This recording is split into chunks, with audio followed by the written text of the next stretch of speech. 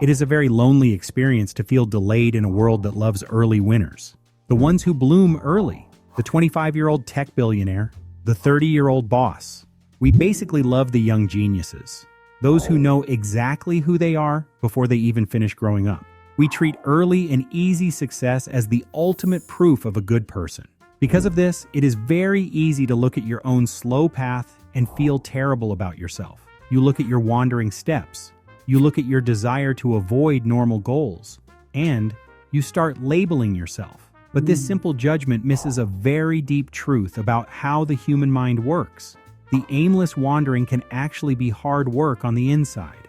A perceived lack of direction is often a refusal to go the wrong way. There is a rare and quiet shape to your personality. This shape makes you totally unable to accept early and shallow victories.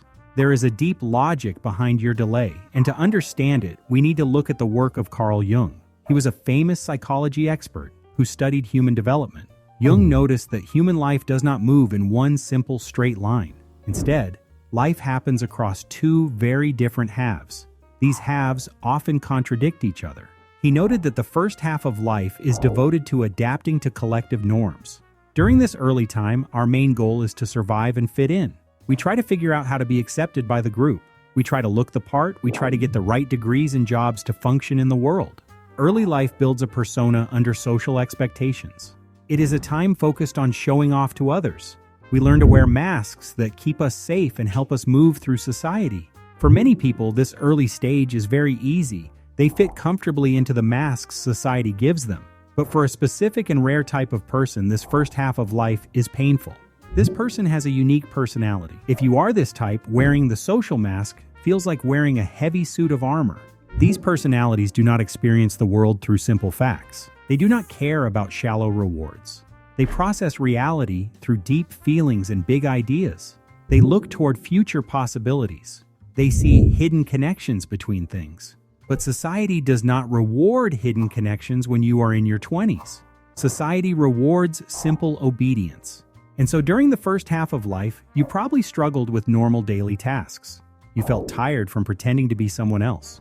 Jung understood that this early struggle was not a sickness. It was actually a requirement for a much bigger change later. He insisted that the afternoon of life must have its own significance. He believed that the second half of life should be very different from the first half. When we enter the second half of life, our mind changes its main goal. We stop trying to fit in. We start a process that Jung called individuation. Jung describes individuation as a process of self-realization, the discovery of meaning and purpose. This involves the integration of conscious and unconscious elements. This simply means you become your true self. You blend all the hidden parts of your mind together. The first half of life focuses on adapting to collective norms, but the second half focuses on meaning and authenticity. For the rare introverted person, this is when life finally gets better. The deep thinking that made your early life so hard becomes your greatest tool. This late blooming is not just a nice idea. It is a proven fact in the study of human creativity. Researchers study how highly creative people work over their lifetimes. They find two totally different patterns of success. Quantitative analysis shows that some innovators peak early, while others make their major contributions late. Similar patterns are observed across art and sciences. The first group is called conceptual innovators. These people work with big ideas that come in sudden flashes. They do not need a lot of life experience to do their work. Because of this, they reach their creative peak very early. A study of Nobel laureates in economics found that conceptual innovators peak in their mid-20s. These are the young stars society loves to celebrate.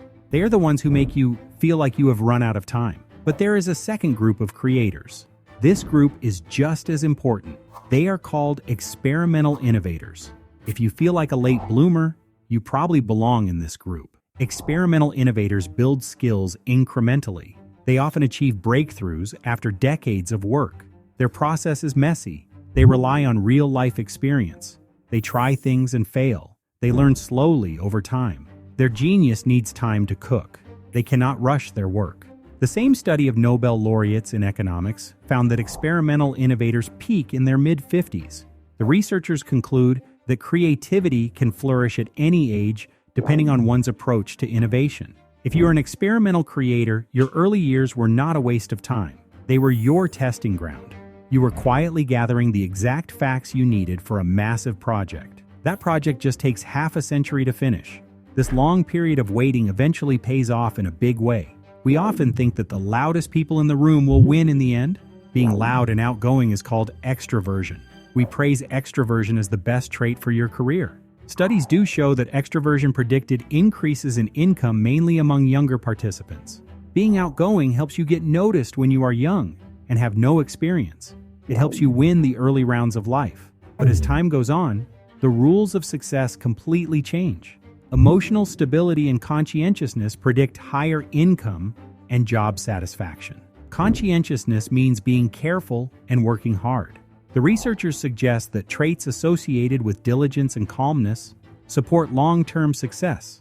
The quiet care you took in the shadows will eventually beat the loud boasting of others. Your calm mind builds lasting success. The reason you can endure this long wait comes down to your motivation. People who succeed early are usually driven by outside rewards. They want praise, they want money, they want status. But you have been running on a different kind of fuel. Here's the thing, when you chase outside rewards, it can hurt your inner drive. External pressures can undermine motivation, but late bloomers protect their inner drive. They pursue goals that satisfy these needs. Pursuing goals that satisfy these needs leads to deeper engagement. You delayed your success because you refused to do work you hated. You wanted real meaning. You kept your freedom. This search for meaning does not just make your mind happy, it literally keeps your body alive and healthy. When you finally step into your true self, your biology gets stronger. Individuals with a higher sense of purpose are less likely to become physically inactive. They are also less likely to develop sleep problems or gain unhealthy weight over 8 years. Finding your meaning protects your physical body from aging poorly. The deep meaning you spent your whole life searching for becomes your actual medicine. It sustains you in the second half of life. Acknowledging this beautiful psychology does not erase the pain of feeling left behind. Sometimes a delay is just a delay. Bad things happen to people. Systems can be unfair. Trauma can slow people down. It is very tiring to spend decades feeling like a stranger in a fast world. It hurts to watch others get early rewards while you are still working in the dark. It takes so much lonely courage to keep building your life quietly. You have to trust that the sun will eventually rise. But if you are someone whose inner world has always felt bigger and heavier than your outer life, you must realize something important. Now, as you get older, the rules of the game are changing in your favor. You don't need to wear a fake mask. You need to be exactly who you spent all those quiet years becoming. You did not miss the train to success. You were just doing the heavy work of building your own track.